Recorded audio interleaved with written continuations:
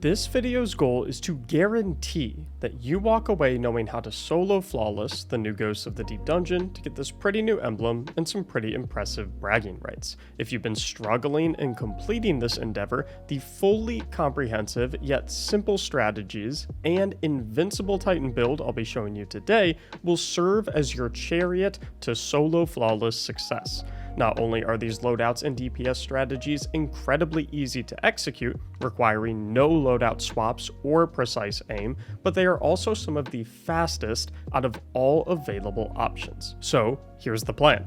First, we'll go over the core subclass loadout that we'll be using for the entire dungeon. Then after that, we'll touch on each encounter individually with weapon and mod loadout recommendations for each specific encounter as we go.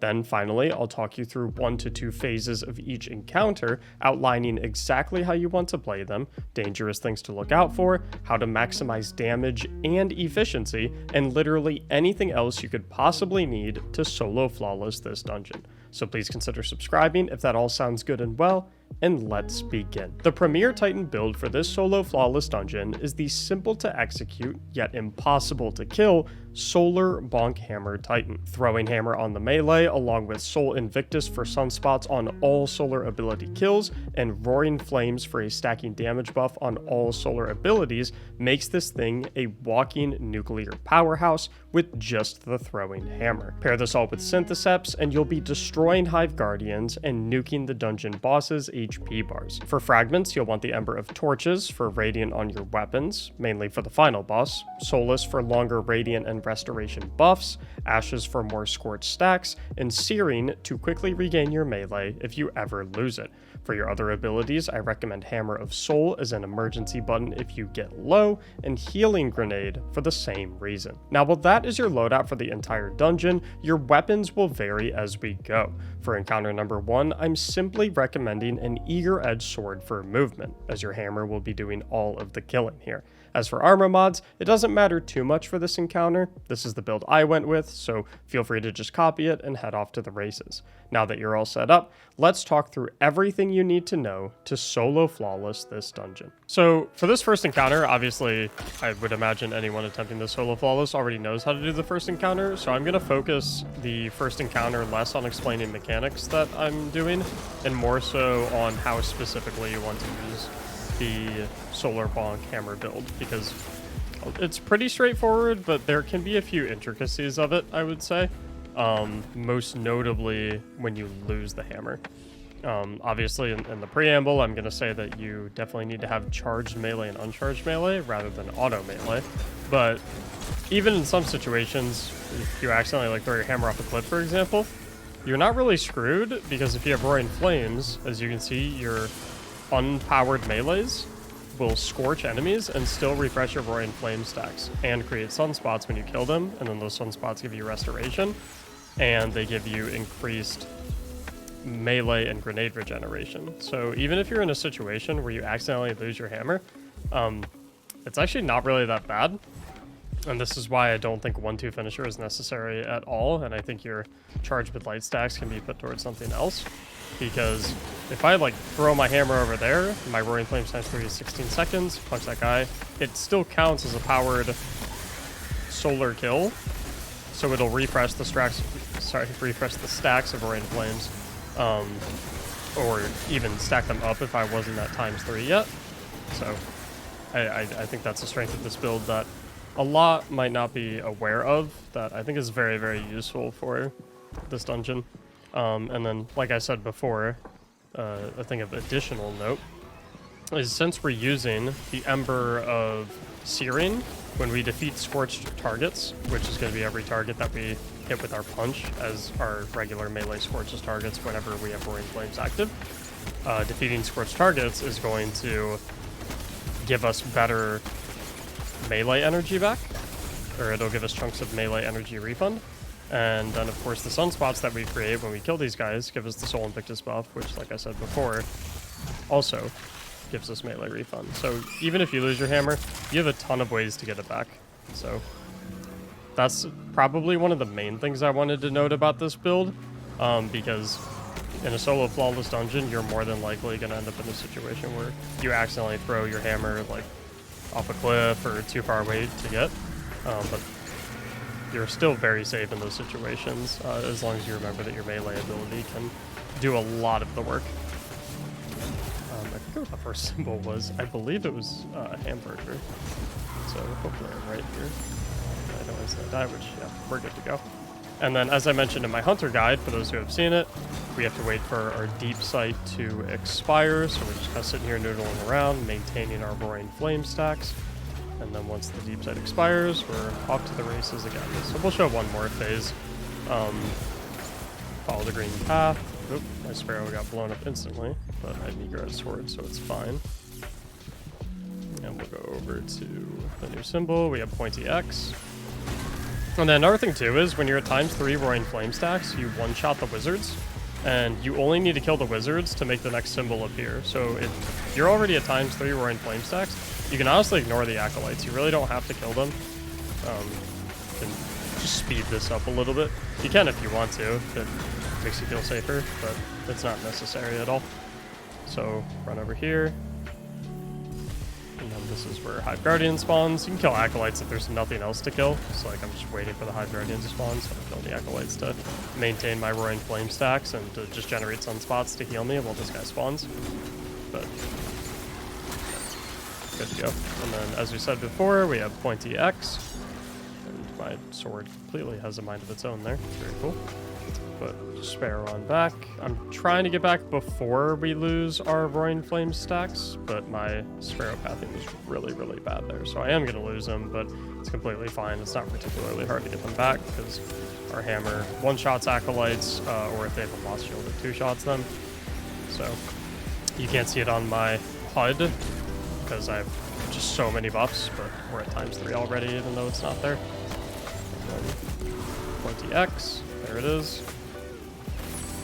There's hamburger, there's final one, and we're done. Yeah, we put the loot. Now, this first jumping puzzle is a bit long and a bit dangerous. So let me show you how to zoom through it with safety and ease. Anyway, we're gonna pull out our Sparrow now. And so, yeah, you can actually pull out your Sparrow right there and use it to get through this part a little bit more quickly. I know it's not necessary to have like a guide for the jumping puzzle section, but I think it can be nice to look at the most optimal way to run through it, just so that, you know, obviously if you're doing solo flawless, it's probably going to take you more than one try. So having some slightly optimized jumping puzzle pathing and strats and stuff like that, I think is solid. So just kind of pay attention to the paths I'm taking. Obviously, Ecthar sword is massive right here. And then I intentionally keep the Arbalist on because unlike Hunter, we can't really invis past stuff. So there's a Shrieker in one section of the jump puzzle that I really like the Arbalist for because I believe the Arbalist 3-shots it. So makes that part a little safer because you can't just invis past that guy as easily as we might be able to on a Hunter. And the main time save part of this jumping puzzle, I would honestly say, is right here. So on the drop downs, always drop between these like sets of cables. That's always going to be the best way to get like a straight shot down. So once again here, see these cables. I'm just going to go right in between them. Always the best way to get a straight shot down. And then for the water, turn to our left on submersion. And you can get any of these bubbles here. And then this is probably the most significant time save that you can have. After you get this bubble, you're gonna like drift off to the right side. This first balcony right here that we see, we're gonna actually skip it. So this is the first balcony that we're gonna skip, and we're just gonna keep falling past this big main platform. The second balcony is the one we're gonna land on. There's gonna be a bubble right here for us, and then boom, we're right there in front of the fan. Be careful jumping into the fan, because if you fall through that hole right there, I don't think there's a way back up, so be wary. And then for this section, fall down right here, turn around. There's gonna be a bubble to your right behind this pillar, kind of hiding. And then we're gonna stay kind of towards the right to hit this bubble. And then once again with the little cables, we already talked about those. Just stay straight in between them, fastest way down. And then we're gonna collect 2 of the bubbles, and then we're gonna start going forward because that red light to the left of that is our exit path. I'm gonna grab the bubble closest to it. immediately hit a little 90-degree left turn. And then we're just gonna fall off down into the balcony. You can go for that bubble if you want to. You can grab this one. You can, completely up to you, it doesn't really matter. And then boom, we're at the next fan. And we're done with the underwater falling sections for this part. Definitely not done with the underwater sections, but the underwater falling sections we're done with. Also, I know Bungie said that fall damage, like if you fall on a flat surface, it's impossible to die or something like that. If you want to wholeheartedly trust them in that, go nuts. I've been playing Destiny for like 10 years, so my brain has been trained that if you fall a far distance, you always jump, no matter what. So I'm always gonna jump, even no matter if I'm told it's safe. So I skipped those bubbles right there. I don't really need them. Just come right through here. And then I'm gonna hit one of these acolytes with a hammer just to proc my restoration. That way I'm a little safer running through here. And then I'm just gonna run past all the enemies. I have my healing grenade as well if I were to get in a pickle. So that's why I wasn't too concerned running past those knights. Definitely don't have to kill any of these ads, so why bother if you don't have to? Jump down here, hit the lily pad, and then I don't jump. I just kind of walk off. I guess you could jump if you want to. It doesn't make much of a difference. And I actually messed up my jump right there, so I wanted to backpedal a bit. And then you can skip that bubble if you want to. And just go straight for here. Or you can get it if it makes you feel safer. But even though my pressure resistance meter ran out, you get 6 ticks, I believe it is, after the meter runs out until you actually die. It's like 6 or 7, I think. So even though my meter was low, it wasn't actually anywhere near dying whatsoever. So we're just gonna keep running here. I'm gonna wait for one of the ads to spawn so I can throw a quick hammer on it and get my restoration going. And then we're gonna use our Eager Edge Sword. Or if you want to be a lot safer, obviously you can just kill all those enemies, but I don't find it necessary. On that jump right across that little bridge right there, with the wizards, by the way, make sure you jump out a little bit before you pull out your Eager Edge Sword to go, because if you do your Eager Edge Sword too early, you might Eager Edge to one of the wizards, and then you'll be kind of suspended midair, and you might fall to your death. So if you're going to do an Eager Edge Sword on the little broken Hive architecture bridge right there, make sure you've jumped out and moved out past the wizards at least, so that you don't accidentally have your Eager Edge Sword tracking one of them, because if you use Eager Edge, you probably know that you can, like, the sword will pull you 90 degrees and hit a random enemy that you did not want to hit at all. Right, going up. And then this is the part I was talking about with the Shrieker coming up right now. And you don't have to kill it if you don't want to, but I just like to kill it. So I tag that acolyte, and I kind of messed up my jump a little bit there, so I'm going to reposition myself. And then here, we're going to kill some Thrall. And honestly, probably just 5 for super here. Not going to need it for anything else. Because that platform right there is a little bit of a weird angle for Arbalist. So, because you're just under the Shrieker enough so that you kind of hit the little rotating part of it. So, honestly, probably just super there. And then we're gonna toss our hammer on a few of these enemies. You don't have to kill them, just like the enemies before. We still have our healing grenade available, so we're perfectly safe. But just doing so to make sure we get through nice and safe. And just hitting an enemy or two to proc our restoration. And then here, looking at the top row, 1, 2, 3, 4. In my general guide video, I said it was the 3rd one. By mistake, it's actually the 4th. So hopefully it doesn't trip up too many people. It was like the 3rd to your right from the one you come down from, I guess, was like how my brain interpreted it, but that's a terrible way to explain it. So yeah, 4th on the top wall. So hop down here, grab this, and then I'm gonna circle around to get to the updraft. I don't want to cross that knight or whatnot. And then we are here at first boss. At the first boss of the dungeon, aside from a tractor cannon in the heavy slot, your loadout continues to not matter that much as long as you are running double special. Reason being is that in Destiny, if you are rocking a double special loadout, heavy ammo drops are significantly increased while holding a special weapon, even if you don't get kills with that specific weapon. Since we are literally killing everything with our throwing hammer, this means we will have absolutely unlimited heavy ammo to fuel our tractor cannon without having to worry about special ammo economy whatsoever. Proceeding forward with the exact same mod setup from the first encounter, let me show you exactly how you want to play this fight to flawlessly kill Ecthar. Now, before I start this boss, the one thing I do want to mention is your underwater swim speed is pretty much dependent entirely on your mobility stat. So even though Titans don't typically rack a lot of mobility, for this encounter in particular, you definitely want to raise up your mobility. Don't sacrifice your tier 10 resilience for it, but anywhere you can fit mobility mods into your armor, like I have 3 for example, slot them in because it'll make you significantly faster underwater. And because even though the boss doesn't really damage you underwater, getting hit underwater is pretty dangerous because it takes away half of your breathing meter, which, you know, if you're not prepared for that and you're slow underwater to get to the next bubble as is, that can be a pretty tough situation. So I would definitely recommend a lot of mobility. So we're going to start the encounter by chucking our hammer and getting Roaring Flames ×3. And then we can run around the arena and literally 2-shot every single tanky blistered knight to make the ogre spawn. I don't really care about the acolytes that much.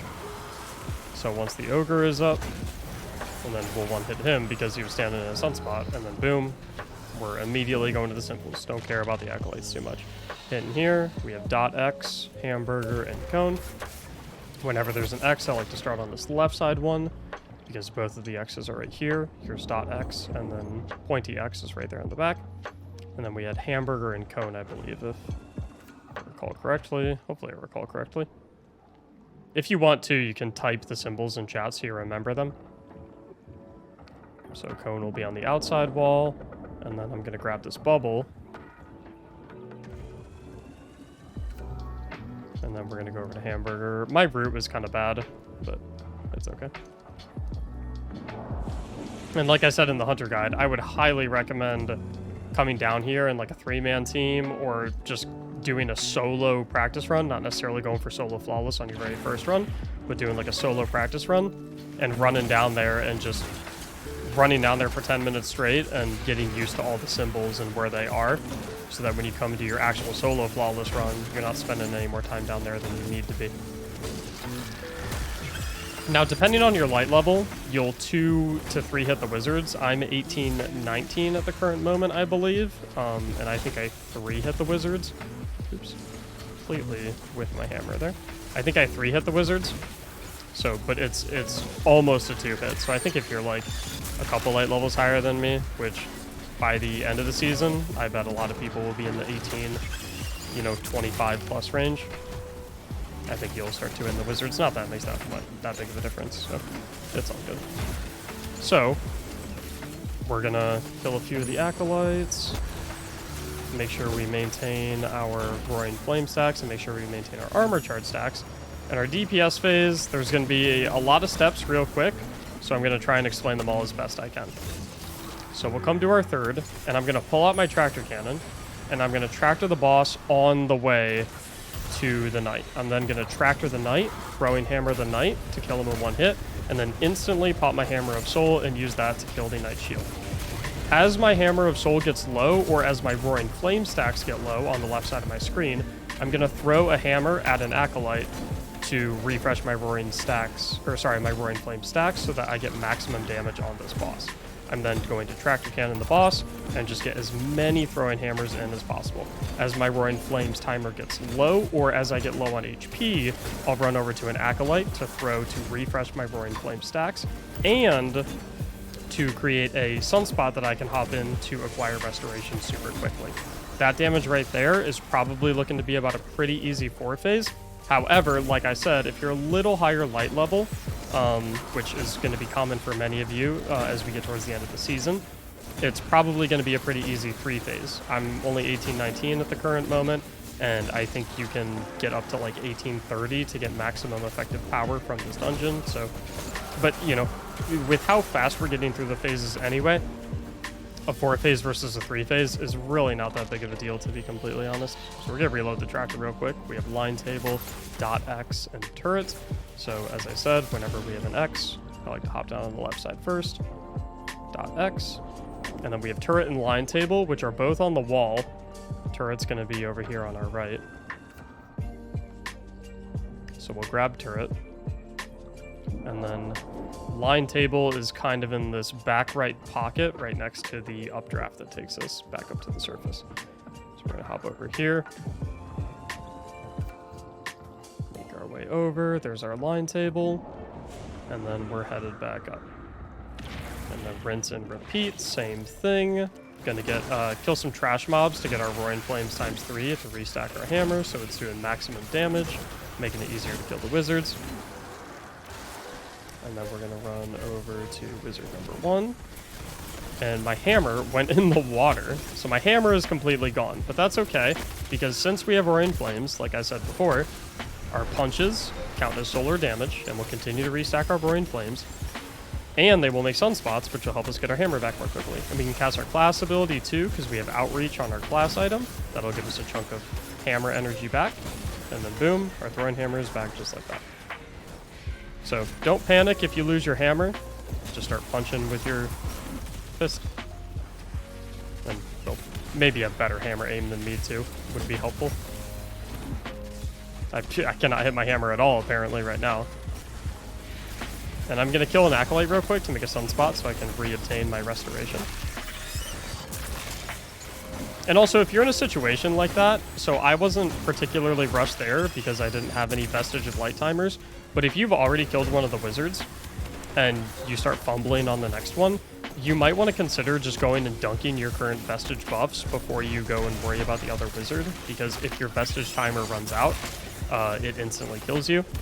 And obviously and the timer doesn't refresh when you acquire another vestige buff when you restack, so it's better to just deposit your current stacks if you already have one and you're struggling with a wizard, you're fumbling your hammer around, all that good stuff. It's better to just go and deposit your current ones. So tractor on him, and then we're going to instantly pop. And another thing I want to note is when you have your keybinds set up as necessary, the ones I told y'all to have, you need to wait like maybe a half second, I would say, before throwing your throwing hammer after you shoot your tractor cannon. And the reason for that is because if you throw, well, completely missed my hammer. Take a little bit more time with your hammer than I am, by the way, because I'm completely fumbling. But even so, it's still going to be a pretty simple 4-phase, I would reckon. I'll show you what happens if you mess up your hammer throw. So if you instantly try to throw your hammer after you shoot a gun, it'll do your regular melee instead, even if you have your hammer available. So after you shoot your tractor cannon on the boss to reapply the debuff, give it like a half second, and yeah. That way you're not wasting a potential hammer throw. One more thing I want to mention, since we're running double special, when we're holding a heavy weapon, when we kill enemies, we have significantly increased special drop rates, and vice versa. So since I don't have a lot of tractor cannon ammo right now, I actually want to pull out one of my special weapons while I'm getting kills, so that I increase my heavy ammo drop chances. And since I need tractor cannon to have an effective DPS phase, I'm just going to kind of run around and kill some acolytes for a bit. I'm not going to worry about the wizards right now, and since I'm holding a special weapon, I should get increased heavy drop rates. So, and these acolytes spawn infinitely, so I'm just going to wander around a little bit, let that wizard respawn. Boom, there's a heavy brick right there. That guy spawned another one. Now I'm at 13 tractor cannon ammo. Now I'm feeling comfortable to go into the DPS phase. One more note if you're in a bad spot with ammo. And in fact, I would recommend having a special ammo out this entire phase. Having your heavy out doesn't really matter too much because you're just going to create a bunch of special ammo drops. And as you probably noticed, we haven't even shot one of our other guns yet, because why would we do that when we can just throw a little bonk hammer at everything? So another thing to note. Oh, and I actually have one final thing as well. I know I said that you want to use your hammer to kill acolytes and things of that nature, to refresh your Roaring Flame stacks during DPS phase, but if possible, you actually want to try to leave a few Acolytes up if possible, so that you have enough enemies around you to maintain your biotic enhancements from Syntheseps to significantly increase your throwing hammer damage. So that would be the only other thing to note. So there is a bit of a balancing act between killing enemies to maintain your Roaring Flame stacks and leaving them up so you maintain biotic enhancements, but try to find a healthy balance between that. As you see, my other DPS phase was really bad, but we're still totally on par for a 4 phase, even though I messed up on them completely by whiffing my hammer and having to go re-scavenge it a couple times. So you'll totally be fine for a 4 phase, maybe a 3 phase if you're a little higher light, like I said. And we are golden. And oh, make sure to crush the ghost. Don't forget to crush the ghost. I don't know if you know, but you keep Syntho buff forever by taking off Syntho, pop super, put Syntho back on, and you'll keep biotic. Really? That's a cool note. Now, here is how I recommend you safely and quickly make your way from Ecthar to Oryx in just a matter of minutes. Okay, so for getting from Ecthar to the final boss super quickly, if you're looking at the chest, you turn to your right 90 degrees, and you hop in the puddle that's chilling right there, and then directly in front of you will be the exit path to get to the final boss. You don't have to pick up any bubbles or anything like that. You don't have to search around for it. It's just right there in front of you. And then we'll hop on through. We can skip that first bubble and just go straight for the second one. And then hop along here. And I feel like this jumping section is a little more linear than the previous one, so I was asking my live Twitch chat, which I stream all these live at twitch.tv/Mactics, by the way, if you ever want to come and watch stuff like this live. I was asking them what we should talk about while we're going through these jumping puzzles to make the YouTube video a little more interesting, and they said talk about favorite raids. So my favorite raid, honestly, of all time in Destiny is probably Wrath of the Machine. Obviously a D1 raid, but I think, and I know this could be very controversial, but my favorite raid for Destiny 2 is actually Spire of Stars, because I thought it was mechanically, I thought it was a super cool, super interesting raid. Very, very fun. So if you're watching this on YouTube, let me know in the comments what your favorite raid is. So right here, drop the rally barricade, and we're going to kill this Shrieker. I have my healing grenade available as well if I get into a dangerous situation. Then we're going to use the Eager Edge Sword, hop on over here, throw a hammer at an Acolyte to start our restoration. And then we're going to pop our super for the second one. You could pop your super for the first one as well, instead. It's entirely up to you. But I want to wait until my Eager Edge Sword is back up. So that is actually an incredible hammer aim against the wizards, I'm not going to lie. I think it was 3 for 3 on hitting those guys. But anyway. We're going to Eager Edge here. Hit that guy for restoration. Then the Ogre is going to spawn. We're obviously going to ignore him, because no point in killing him if we don't have to. And then we'll fall on down. And make sure you're careful about your fall here. Taking little boost breaks, and just like that, we're at the final boss. Now it's boss time. The reason you probably clicked on this guide in the first place, which, by the way, if it's been helpful so far, I'd appreciate it a lot if you'd consider subscribing to the channel and liking the video. For this boss, I did a lot of testing with different loadouts, including Leviathan's Breath, Xenophage with Actium War Rig, and a whole lot more. But what I found to be by far the most effective and easiest to pull off was Arbalest, a trace rifle, and a tracking rocket launcher. Adaptive frame rockets are by far the best since they have a 10% damage bonus thanks to their frame. So if you have a hothead with tracking explosive light, or the newly refreshed Apex Predator with tracking and bait and switch, it's time to bring them out.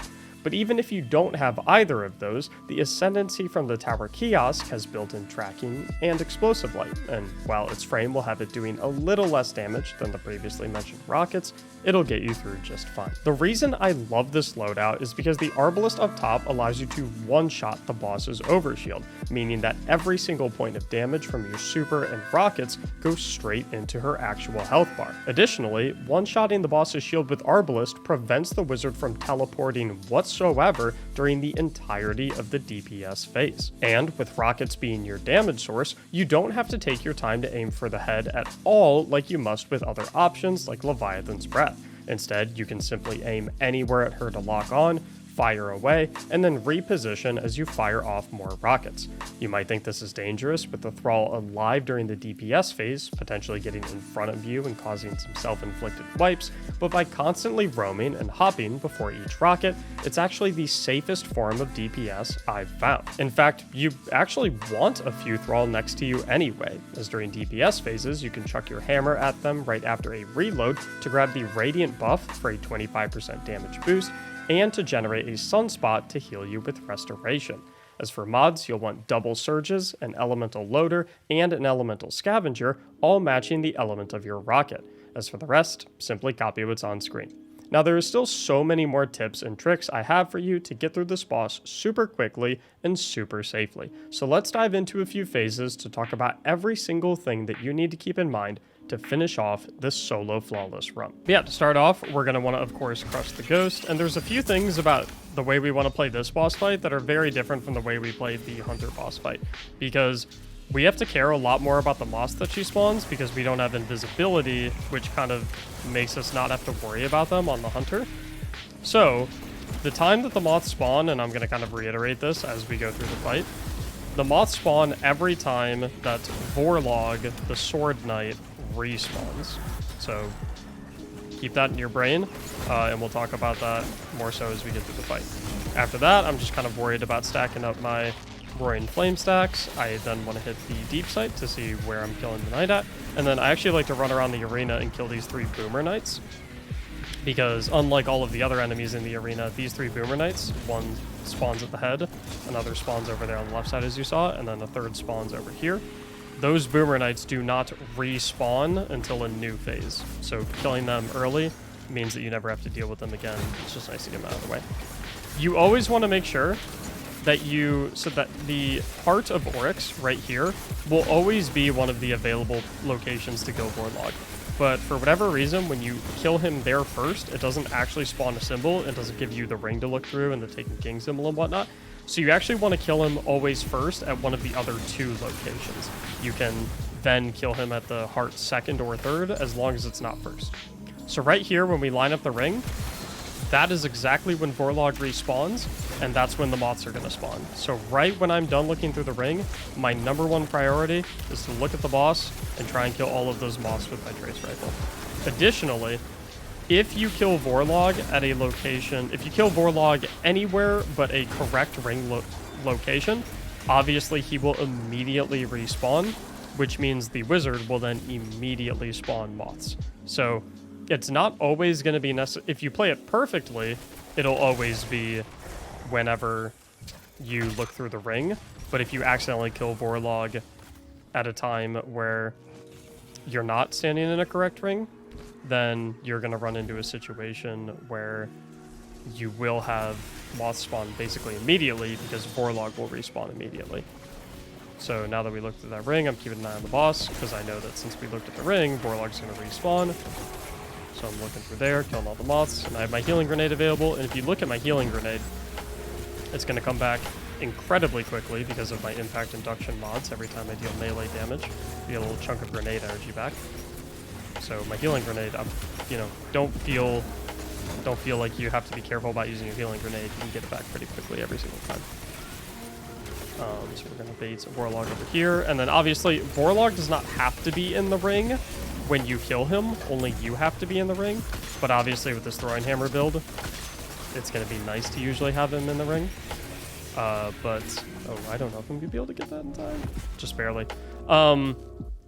Obviously, you have your Arbalest that you can kill him with. You have your Trace Rifle. So even if he's not in the ring, it's completely fine. Now, we're in an interesting situation right now where I do not have my Throwing Hammer, but I also don't have Roaring Flames, so my unpowered melees are not going to count as powered melees. So in a situation like this, we actually just kind of want to play really passive, run around the arena, use our class ability to use Outreach to refund our barricade, or you could even go into the underwater section and just chill here for a little bit, because your abilities will still passively cool down as you're in here. You're obviously completely immune to all the enemies, and all you have to look out for is your pressure resistance. When it gets low, you just hop back out, and then you hop back in. It fully refreshes it. If you need to do loadout swaps at any time, which is another thing I want to talk about in a brief moment, you can just do it while you're in the water. Water is probably the safest place in this entire arena, obviously, for a brief period of time, because obviously you don't want to be in there for a while, because then you're going to run out of the breath. So there's our final ring. Now we're going to make our way over to start killing all of the Hive Guardians. And as we're killing the Hive Guardians, I kind of want to... I'm going to focus on the Knight first, because he's a little harder to kill than the other two on Solar Titan. But then I want to talk about alternate DPS loadouts that you could consider using for this run. So to deal with the Knight, I try to immediately rush him up here before he pops his super. And if you can instantly one-shot him, which is great. Also, make sure you're looking at the symbol while you crush the ghost. If you keep that in your head, that you're not allowed to crush the ghost unless you're actively looking at the symbol, then you'll always make sure that you're looking at the symbol. You won't accidentally kill him without seeing what the symbol was, because that'll, of course, be an instant wipe, because if the Vestige timer runs out, or, well, a 67% chance of an instant wipe, because if the Vestige timer runs out, you die, and if you don't get at a wrong symbol, you die. So, something to keep in mind. So, we'll dunk there, and then we'll make our way to the other enemies. While we're killing the other enemies, I want to talk about alternate DPS loadouts. Obviously, the one I'm suggesting is a tracking rocket. I'm not entirely sure if tracking is actually necessary, because if you one-shot the boss's shield with Arbalest, which is obviously what we're doing, she doesn't teleport at all, so you don't have to really have to track it, and she doesn't seem to move too much either, so you could maybe go another perk. But there are some other completely viable DPS loadout options. However, some of them require you to do some loadout swaps. So, for example, Xenophage is totally an option. However, you have to swap to Actium War Rig to make it truly effective and truly 4-phaseable or 5-phaseable while you're doing that. With the water, you can make that swap while you're on your way back into the main arena after killing the third Hive Guardian and getting the third Vestige. That's totally an option. Another DPS option, I think, is if you have a solar rocket, so maybe if you're using the new Apex Predator with the bait and switch, you can run Path of Burning Steps, because Syntheseps are not particularly necessary for this boss DPS phase. I'm just sticking to Syntheseps and the rocket, because to me, the best way to solo flawless a boss is to make things as simple as possible, and adding additional layers of complication typically only lead to additional things that can go wrong, which typically lead to additional wipes. Me personally, I'll happily take one extra phase if it means keeping it simple and decreasing my chances of a wipe. But if you're a person that's like, nah, I'm willing to take that risk to get it down one or maybe even two phases if you're using that much better of a DPS loadout, then you could totally do that. I'll provide some alternate DPS loadout options in the description or in the pinned comment, but for me personally, this one that I'm showcasing in the video is not only the safest one to pull off in my opinion, but also the easiest one to pull off. So, something to consider. As we get back in here, we're gonna go ahead and start restacking our restoration, and I like to thin the herd a little bit when it comes to ads. We're also gonna look for where the heavy bricks are, because we're gonna wanna make sure that we're scavenging heavy bricks during the DPS phase, because we're gonna be able to get off a lot more than 7 rockets. So we're gonna come over here, start the DPS phase, instantly shoot her with our Arbalest to strip her of her shield, and then we're just kind of roaming around, keeping our distance. And then as the Thrall approach us, we can go ahead and chuck a throwing hammer at one to create a sunspot to give us restoration so we're completely safe, and to give us the radiant buff so that our damage is increased by, it's either 20 or 25%. I can't remember off the top of my head. And as we're getting low on rockets, we're going to start to move into where we know our bricks are, and we're just going to start scavenging them up. And if you don't have any enemies to hit with your throwing hammer, you can just throw it at the boss. You don't have to kill an enemy with the hammer to get your radiant buff. You just have to hit an enemy. So as long as you hit an enemy, you're good to go. Healing grenades back up already. So we're just going to continuously fire rockets at the boss. This DPS phase is not particularly fantastic because I've kind of messed up my rotations. Ideally, you only want to throw a healing grenade or throw your hammer. I'm popping my super right here actually because I was walking into the boss and I saw she spotted a ton of moths. But as I was saying, ideally you only want to throw your throwing hammer or a healing grenade right after you finish a rocket reload, because it just kind of helps with the timers lining up, and it helps to minimize your downtime of firing rockets. But you know, it's making little mistakes. You know, you might have one extra phase. It's not necessarily the end of the world. So I'm gonna try and see if I can get a bit of a better DPS phase here, though, and try and show a bit of a faster phase getting through this, because that first phase was a little long because I was explaining a lot of stuff. So we're gonna go ahead and work our way around. You don't, and like I said before, I know I said I like to kill all the knights, the boomer knights at the beginning. You don't have to kill all of them right at the beginning.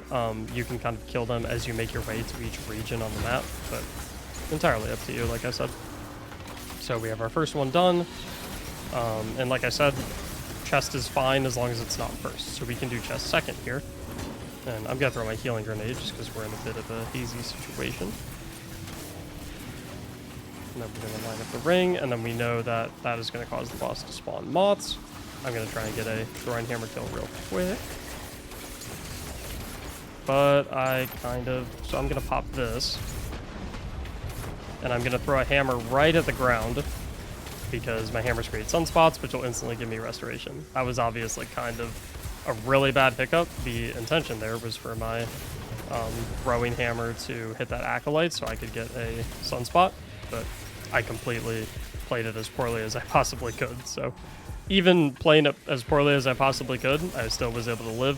So I think that's a testament to how many ways this build has to survive, which is definitely the #1 priority in a solo flawless dungeon. So we're going to work our way over here, line up our final symbol. And then we're going to make our way to kill all of the Hive Guardians. Through the water we go.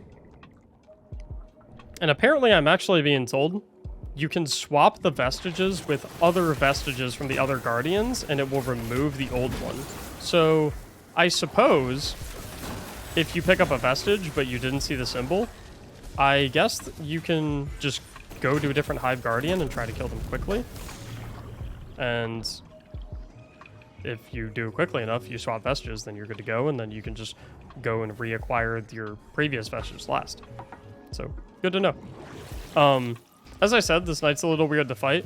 If he's in his super form, I kind of recommend against trying to fight him. I didn't even know he was dead.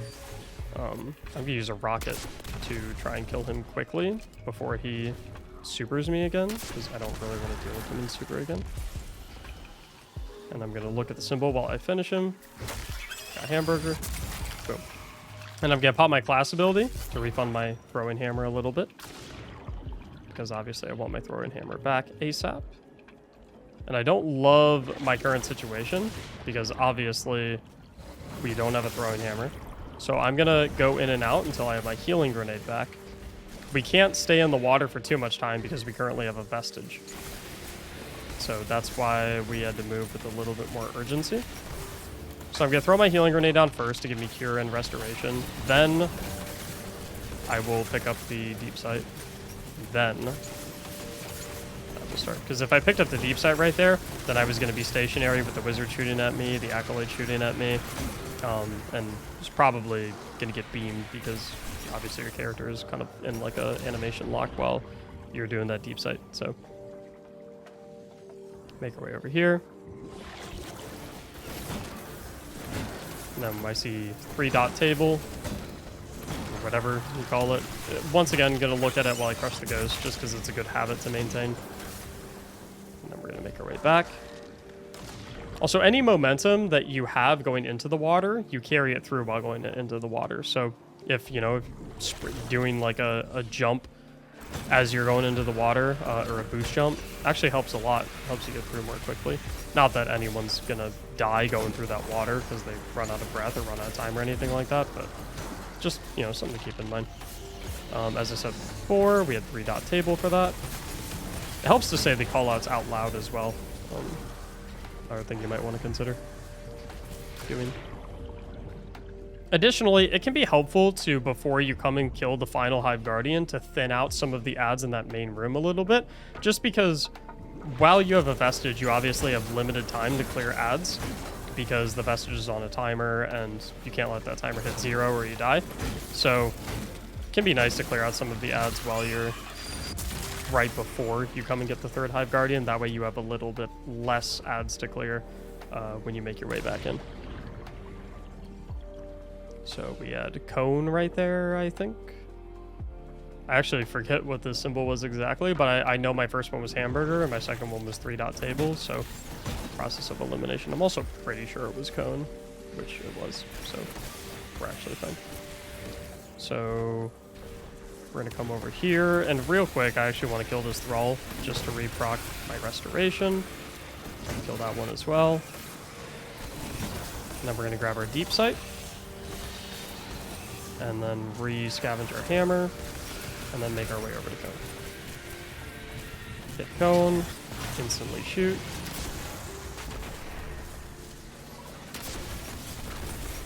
And then, like I said, we want to weave the hammer throws in between our rocket shots. So right when our reload finishes, that's when we throw a hammer. And my game just fucking crashed. Sick. I love Destiny 2. Does anyone else love Destiny 2? Because I love Destiny 2. Now, obviously having your game crash is not a very optimal solo flawless strategy, so I actually recommend you avoid having your game crash, unlike what I did in the video. In all seriousness though, following everything you've learned in this guide will undeniably lead you to a solo flawless clear. If you have more questions, ask in the comments below. If you completed this dungeon as a result of this guide, then tag me on Twitter or Discord and let me know so I can congratulate you. I'll see you on the live stream. Thank you so much for watching, and as always, have a great day.